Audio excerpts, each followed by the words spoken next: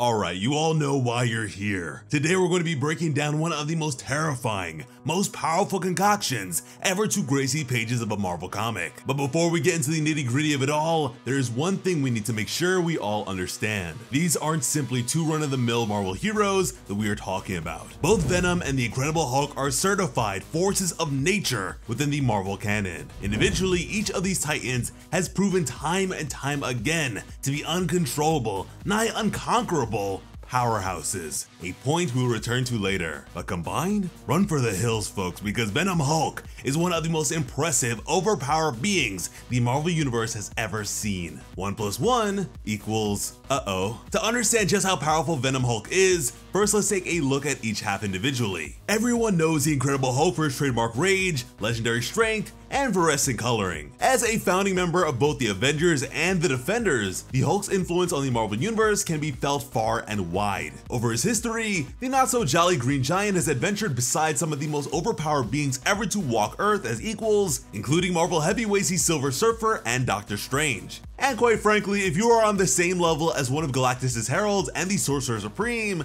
that means you've done something right. Once when Bruce Banner was bestowed the omnipotent uni-power, transforming him into Captain Universe, Banner was actually given the opportunity to face the Hulk face to face. And get this, Hulk nearly wins. The Hulk was able to subdue Captain Universe, protector of the entire cosmos, wielder of near infinite power, using only his irradiated biceps. Something even the Mad Titan Thanos himself has failed to do. And that's even while empowered by the powers of Death herself. This represents a show of raw power very few others in the Marvel canon have ever been able to muster. And Hulk's highlights do not stop there. Like that time Hulk held the tectonic plates of the planet Zakar together with his bare fists, literally pulling the crust of a broken world back together. Or remember when the Avengers were up against the Phoenix Force, a cosmic energy potent enough to raise entire planets, and Captain America called on none other than the Hulk to help even the odds? Captain America going to Hulk as a last resort in this moment sends shivers down my spine, because it shows just how desperate things have to get for Steve Rogers to even consider unleashing the strength of the Hulk. I need more firepower, Cap pleaded, so I'm coming to everyone. I'm coming to you. Or perhaps more impressively, when Hulk clapped the flaming head of the Dread Dormammu so hard,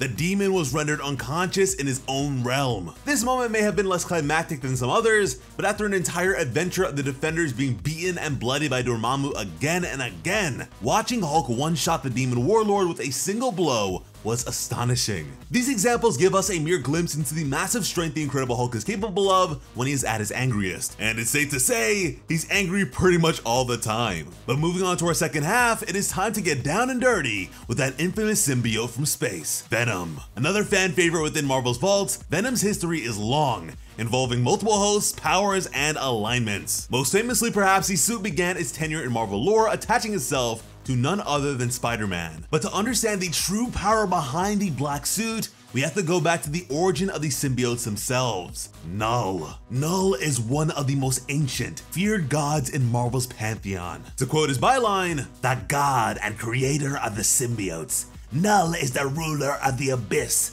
the existential chasm between the destroyed previous universe and the prime reality that took its place. Null is a being of near unimaginable power, commanding an army of symbiote dragons, and whose symbiote henchmen have exhibited the capacity to not only possess humans, but kill and take control of actual Celestials themselves. This is the same god that forged All Black the Necrosword, a weapon so powerful that it transformed Gore, the God Butcher, from a common mortal being to the slayer of countless gods across the universe. And just like the Necrosword, these symbiotes are weapons of Null's personal design. Unlike the Necrosword, however, Venom likes to eat people. You probably already knew that, but it's worth a reminder all the same. Personally, I find it easy to forget that the horrific cannibalistic anti-hero calls an elder god from the beginning of all creation Dad.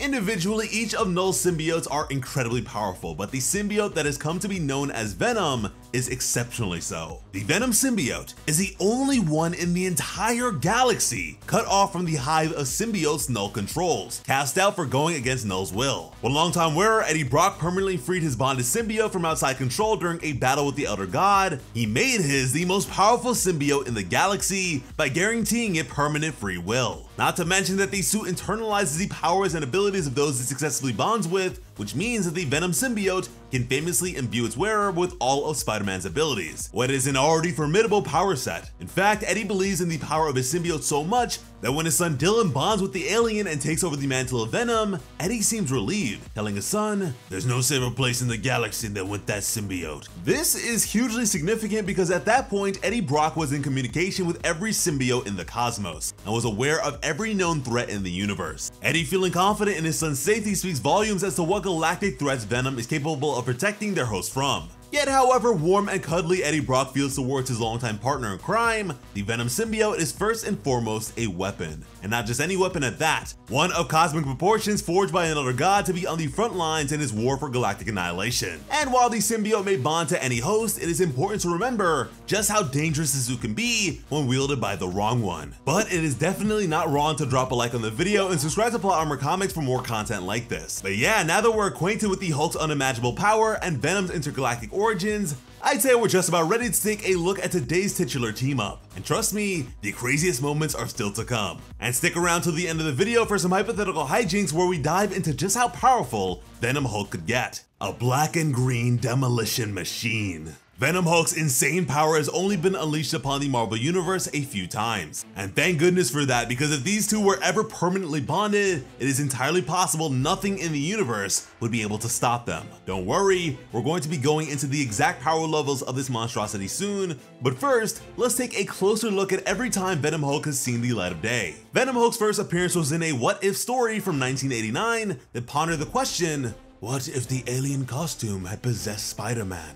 Spider-Man, as many of you might know, was the original human host of the alien symbiote that would come to be known as Venom. The alien attached itself to Spidey during the famous Secret Wars event of 1984, and was worn as Spider-Man's primary costume until he discovered its nefarious nature. In one of the most tragic what-if stories ever told, a hypothetical universe is considered, in which Peter Parker failed to detach the symbiotic costume before the alien had completely bonded to his body. The issue details how Peter seeks the help, as he often does in his early adventures, of Mr. Fantastic of the Fantastic Four. In the original storyline, Mr. Fantastic is able to assist Peter in diagnosing the origin of the suit before it had entirely bonded to him. But in this timeline, the Fantastic Four are away on a mission, so Peter seeks the assistance of longtime friend Kirk Connors, who is unable to accurately analyze the suit and see its inherent danger. As days go by and Peter's fatigue and mood worsen, he finally brings the suit to Mr. Fantastic and requests assistance from Marvel's first family. But by the time Mr. Fantastic is able to identify the symbiote for what it is, the alien's hold on Peter is too great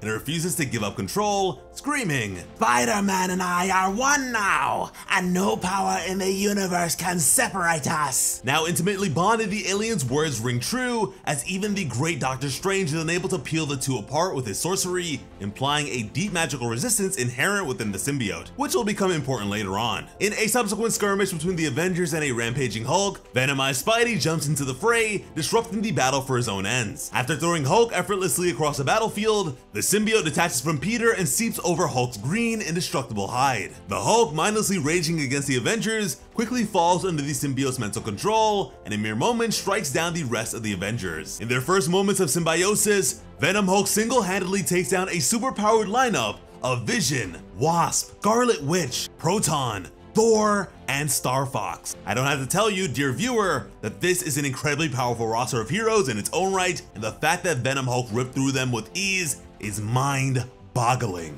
The aftermath of this battle is almost unimaginable from the perspective of the Prime Marvel Universe, and the toll is nearly too much to bear. Peter Parker, ejected from the symbiote's grasp after weeks of possession, is seen to have aged into an extremely elderly state. While Peter is able to relay his knowledge of the symbiote to his fellow heroes, Spider-Man quickly passes away from how frail the symbiote left his physical form. Armed with more knowledge of the creature and his powers, as well as additional heroes Doctor Strange, the Human Torch, and Mr. Fantastic, the Avengers set out again, determined to destroy the creature that killed their friend. Thor is the first to discover Venom Hulk, who surprisingly wishes not to do battle with the God of Thunder. Venom Hulk explains, "With this Hulk, I have achieved a true symbiosis." The massive creature explains to Thor that while possessing the Hulk, the symbiote is able to assist Bruce Banner in his internal fight against the Hulk, helping Banner regain more control over his body, while also not sapping his life force. Unlike Spider-Man, the Hulk's power is nearly limitless, so the alien suit's aging effect does not affect Hulk's irradiated form. This is just one more way in which the Hulk accentuates Venom's abilities,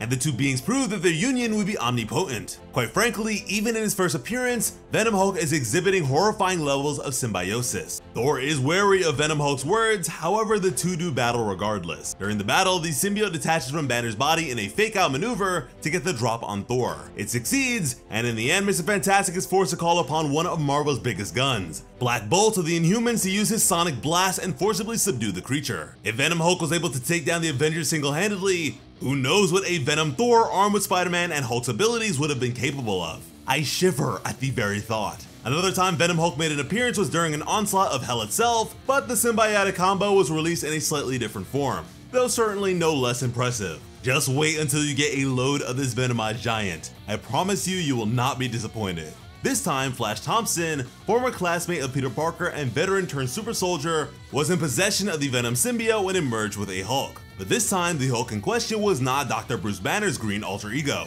Instead, General Thaddeus Thunderbolt Ross, or the terrible Red Hulk, shouldered the symbiotic weapon. Red Hulk has long since been one of Hulk's most violent adversaries and one of the few beings on the planet who can ever dream of beating him in an arm wrestling contest. Long story short, different colored Hulk, same sized muscles. During a showdown with the Devil Mephisto's son, the Archdemon Blackheart, a ragtag group of heroes featuring Venom, Red Hulk, X-23, and the Ghost Rider find themselves woefully outmatched. Blackheart's forces have brought Hell itself to the mortal plane in a desperate attempt to overthrow his father and take his place atop the throne of the underworld, and the team seems no match for such demonic power. While the four members individually are certainly nothing to scoff at, Blackheart is able to fairly easily incapacitate each of the members by dividing them and conquering each at a time. And for a moment, all hope seems lost. That is, until the teammates decide to lend all of their abilities to the Red Hulk, creating not only a Venom Hulk, but a Venom Hulk cursed with the vengeful magic of the Ghost Rider. This buffed up Venom Hulk is able to stall Blackheart long enough for the rest of the team to reverse the summoning spell, keeping Hell on Earth. And while he may not have defeated the demon outright himself, battling the son of Mephisto to a standstill is an unimaginably impressive feat, and one that only Venom Hulk could have mustered. The third coming of Venom Hulk appears to us not from a hypothetical multiverse, but exists in the Prime Marvel Universe itself. And this example provides us the clearest and most impressive example of Venom Hulk's terrifying potential. The merger occurs during the Absolute Carnage event, in which longtime Venom and Spider-Man villain and former symbiote host Carnage, a serial killer named Cletus Cassidy, attains a level of power never before seen by a mortal man. Cletus bonds with an elder symbiote and becomes the worldly avatar of the dark deity Null. Remember that guy? As the only other person aware of Null, Venom, currently hosted by Eddie Brock, calls on Spider-Man, Captain America, Wolverine, The Thing, and others to assist him in bringing Carnage down before the Madman can summon Null to raise the Earth. This lineup of heroes is truly formidable in their own right, and it shows just how dangerous Carnage was, and furthermore how frightened Eddie was that he called on so many favors for help. When Carnage discovers the hero's hiding place and attacks with an army of fiendish symbiote clones, Eddie wishes to run and safeguard Dylan, his son. Venom, however, has other plans. Seeking to take on Carnage face to face and end his reign of terror, Venom detaches from Eddie and jumps onto Bruce Banner. Anyone even passively familiar with the Hulk would be running for the hills at this point, but Carnage, ignorant of who the symbiote just took possession of, continues his onslaught. But the mere act of merging with Dr. Banner sends the Hulk into hysterical rage as the monster roars, "We are Hulk!" and unleashes the most powerful form of Venom Hulk the world had yet seen. When Venom Hulk strikes Carnage, who is imbued with a portion of Null's own infinite power, the fear in Carnage's eyes is apparent as he stares up at the monstrous symbiote-infused Gamma Monster. Up until that punch, nothing had even been able to slow down the Crimson Menace. The team of heroes assembled had been frantically running from Carnage at every turn, hoping to buy themselves enough time to formulate some kind of plan, while Carnage rampaged throughout the entire city. The fact that Venom Hulk's first punch rattled Cletus Cassidy to the point of fear demonstrates truly just how strong this miscreation is. Venom Hulk and Carnage rage against one another in one of the most awesome displays of raw power the Marvel Universe has ever seen. At this point, Carnage is at near demigod level strength, and Venom Hulk meets him on the battlefield, blow for blow, while the outgunned heroes scramble to immunize themselves from being controlled by the symbiotes. Unluckily, Carnage finds an ingenious workaround so that he doesn't have to engage with Venom Hulk for long, knowing that every second spent fighting Venom Hulk is 1 second closer to defeat. Carnage is able to inject his stingers directly into Hulk's brain and induce the monster to sleep, disrupting the source of Hulk's strength and bringing about the transformation from Hulk to Banner. After all, Venom Hulk is a terrifying nightmare that even a crazed demigod cannot hope to defeat on even terms. Venom Banner? Not so much. Carnage was able to nullify the power of Venom Hulk early, which was likely his only chance at victory, and proceeded to tear Venom from Bruce Banner's body, uncoupling the two beings and putting an end to the threat of Venom Hulk for now. However, this begs the question of how dangerous Venom Hulk would be if, like when Venom permanently bonded to Peter Parker, Venom and Hulk were able to bond for long enough to make the connection permanent. All of which brings us to one fundamental question. Just how strong is he though? Here we are, everyone. It is time to finally get down in the weeds and figure out once and for all exactly how strong Venom Hulk is. Unlike many other Marvel characters who appear month after month in books across the publishing lineup, we only have the above 3 appearances of the indomitable Venom Hulk to work off of in order to uncover the upper limits of this behemoth's strength. But I do believe we are up to the task, so let's dive on in. There are lots of ways one could approach this debate, but for our purposes we'll go through every power Venom brings to the table and see how Hulk would benefit from each. We know that symbiotes can attach themselves to everything from dragons to celestials, and that they can replicate the powers of those they've been bonded with previously. Essentially, that means when Venom bonds with the Hulk gains access to Venom's arsenal of spider-based powers a symbiote gained while bonded with Peter Parker. This includes shooting webs, wall crawling, and increased agility. While Hulk's main form of transportation used to be his massive and destructive cross-country leaps, the symbiote could give Hulk access to a much wider range of versatile movement options. Imagine the massive frame of the Hulk swinging between buildings with ease, turning corners on a dime, or backflipping across the battlefield with the grace of a spider. One of Hulk's shortcomings has long since been his, well, hulking demeanor. This inability to move swiftly or acrobatically is Hulk's greatest limitation when in combat. This might come as a shock, but Hulk isn't very well known for dodging attacks. Access to the web shooters, wall clinging, and agility powers that Venom provides would shore up one of Hulk's historic weak spots. Everyone knows Hulk can take a punch. Imagine if it was hard to land one in the first place. Another of Hulk's weaknesses is a vulnerability to magic, as magically calming effects can very effectively transform a giant raging Incredible Hulk into puny Banner before he can say rip pants. However, as seen in the first appearance of Venom Hulk, when a symbiote is left to bond with an individual for long enough, that bond can become permanent even against magic. Told you that'd be important. With Venom's inherent resistance to magic, one very reliable path to soothing the Green Goliath would be taken off the table entirely. Already, Venom Hulk seems nigh unstoppable, and we haven't even gotten to the good part yet. For most of Hulk's early years, Bruce Banner was on the run. The Hulk was wanted for rampaging through military bases and cities alike, and Bruce Banner was made a #1 target, sending the Doctor deep into hiding. This wasn't simply inconvenient for Banner, it prevented him from entering crowded places, as showing his face anywhere, he was likely to be recognized. As the Hulk stepped further and further out into the public square, joining the Avengers and very publicly saving the world a number of times, Bruce's anonymity became more and more difficult to maintain. Enter Venom's shape-shifting ability. The ability to shapeshift would offer Hulk not only an overwhelmingly flexible new tool in combat, it would provide Bruce Banner a simple and reliable solution to his need for secrecy. Now, Bruce, and therefore Hulk, could go anywhere undetected, easily slipping away from the aftermath of a rampage or fight. Another of Hulk's major weaknesses, his inability to lay low, has been awarded an immediate remedy with the introduction of the Venom symbiote. But okay, I hear you saying that's all very interesting, but what I really want to know is how hard can he punch? And believe me, that's what we'd all like to know. Now, it's important to remember that Hulk's strength isn't equal from moment to moment. Hulk's massive strength scales with how angry he is at any given time. Just like how Hulk shrinks back into Banner when his rage leaves him, the incredible green giant's strength multiplies the angrier he gets. This is important because it means Hulk's strength is highly variable, which is going to mesh extremely well with Venom's spider powers, as we will see in a moment. The upper levels of Hulk's strength are, well, unknown. Not because they've never been seen, but because the Hulk can reach incalculable levels of strength should he become angry enough. This is extremely relevant when it comes to meshing with Venom's power set. Spider-Man is famous for possessing the proportional strength of a spider, which means that Peter Parker's normal strength was multiplied many times over to reach the level of superhuman strength we see him exhibit in the comics and on screen. Imagine, if you will, the Incredible Hulk, a being of already undefined strength, with the proportional strength of a spider. This would mean that even at his calmest, the Hulk's strength would be exponentially higher. I'd like to remind our viewers at this point that Hulk once clapped so hard, he ripped asunder an entire dimension. That same strength would, while bonded with Venom,